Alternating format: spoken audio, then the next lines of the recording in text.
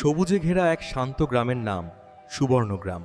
কিন্তু এই শান্ত গ্রামে ধীরে ধীরে ছড়িয়ে পড়ছে এক ভয়ঙ্কর রোগ, হাম। হাম এখন অনেক শিশুর প্রাণ কেড়ে নিচ্ছে। সময় মতো টিকা আর সচেতনতাই পারে এই রোগ থামাতে। এখানেই থাকেন কৃষক করিম মিয়া, তার স্ত্রী রহিমা, দুই ছেলে আবির ও মোহাম্মদ, ছোট মেয়ে আদুরি ও তাদের দাদি। আবির, নলকূপ থেকে পানি এনে দে বাবা। মোহাম্মদ, মুরগিগুলোকে খাবার দে। আচ্ছা মা। আমি এখনই দিচ্ছি। আরে, আদুরির গা তো অনেক গরম লাগছে। মনে হয় জ্বর এসেছে মা, ভালো করে দেখ। আল্লাহ, আমার মেয়েটা কেন এমন করছে? ওরে বাবা, শরীরে লাল লাল দানা উঠছে। এটা কি হাম নাকি? আগে গ্রামে হাম হলে কত শিশু কষ্ট পেত। কারো কারো অবস্থা তো খুব খারাপ হয়ে যেত। হাম অবহেলা করলে মারাত্মক হতে পারে। শুনুন শুনুন, হামের টিকা দেওয়া হচ্ছে সরকারি টিকাদান কেন্দ্রে। সকল শিশুদের সময় মতো টিকা দিন।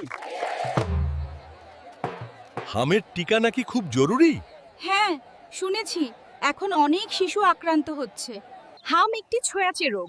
জ্বর, কাশি, চোখ লাল হওয়া আর শরীরে লাল ফুসকুড়ি এসব হলে দ্রুত স্বাস্থ্য কেন্দ্রে আসবেন। আর দেরি না, এখনই আদুরিকে স্বাস্থ্য কেন্দ্রে নিয়ে যাব। চলুন, আমার মেয়েটাকে বাঁচাতে হবে। গ্রামের সরকারি টিকাদান কেন্দ্রে তখন ভিড়।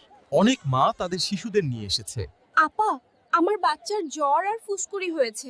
ভয় পাবেন না, লক্ষণ দেখে মনে হচ্ছে হাম হয়েছে। তবে দ্রুত যত্ন নিলে ভালো হবে। শিশুকে পরিষ্কার রাখবেন, পুষ্টিকর খাবার দেবেন আর পরামর্শ মেনে চলবেন।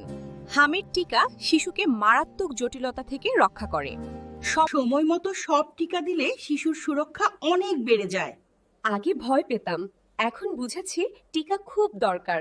আদুরি, মা, তুমি একটু পানি খাও।